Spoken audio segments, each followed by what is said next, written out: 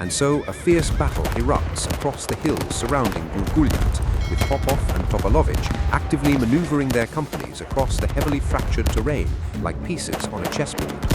As the artillery and infantry fire escalates to alarming proportions, the commander of the Sливnica left flank, Captain Savov, reinforces Captain Popov's detachment with everything he manages to scrape together.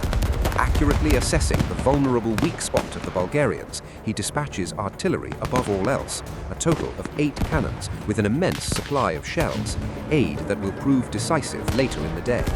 As the day progresses, the Bulgarians succeed in halting the Serbian advance, and with the arrival of the 8 new guns, the Bulgarian artillery gains total supremacy over the Serbian batteries.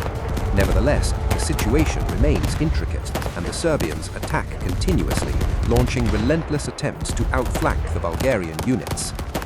While the initial Serbian momentum is checked at Gurgulja, the decisive clash along the entire front of the Slivnica battlefield begins.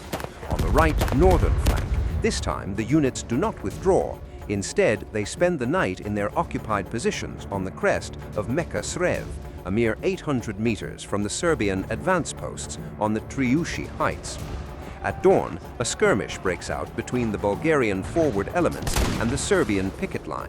Soon, the artillery from both sides joins the fray, and it becomes clear that the Bulgarian position on Meka Srev is profoundly disadvantageous. The height is a flat plateau, seemingly designed to be caught in a crossfire from the 2 eastern peaks of Triushi, which tower directly over it. The commander of the right sector, Benderev, appoints the commander of the Vidin regiment and hero of the battles over the last 2 days, Captain Marinov, as the chief of the Meka Srev position. This 29-year-old Bulgarian officer, appointed years prior as the prince's aide-de-camp, has already become the ultimate model of military virtue.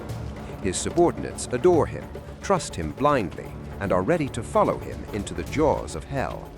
The moment he sees his friend, Captain Toshev, Marinov greets him and adds prophetically, "Ще мрем днес тук. Бъди готов за атака."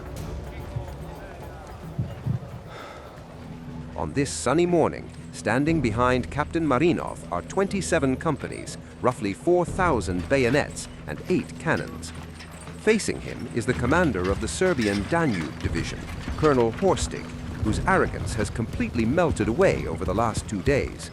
Even though he disposes of 7 battalions, or nearly 7,000 men on the Triushi Heights, he desperately demands reinforcement from the Drina Division to the south and the cavalry brigade north of the ridges.